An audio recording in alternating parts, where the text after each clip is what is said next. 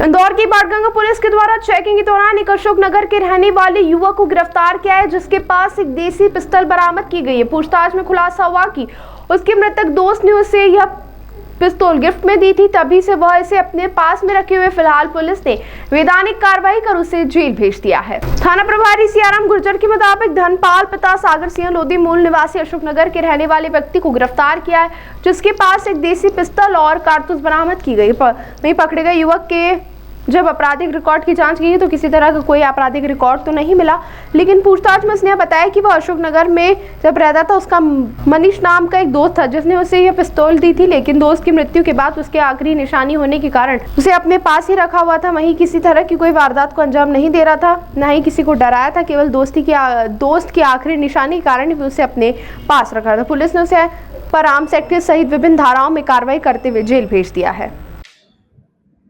के साथ एक साथी बदमाश को गिरफ्तार किया।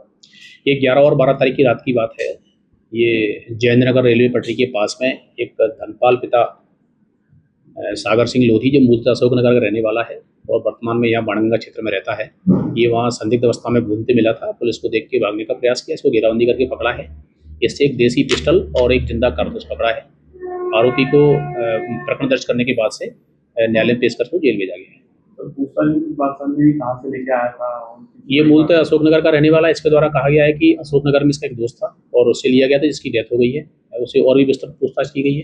बाकी इसके द्वारा वहीं से बताया गया है और बाकी अन्य जो सारे तथ्य थे उन पर भी विस्तृत विवेचना की गई है। ऐसा कोई भी तथ्य अभी संदिग्ध साथ में नहीं आया है और वो किस नियत से घूम रहा था, ऐसा कोई अपराध किया है, ऐसी कोई ना तो सूचना मिली है, ना पुलिस को विवेचना के दौरान कोई तथ्य मिले हैं।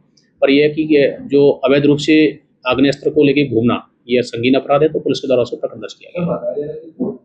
ताज़ा खबरों के लिए सब्सक्राइब करें JSR टाइम्स और साथ ही नोटिफिकेशन पाने के लिए बेल आइकन को दबाएं।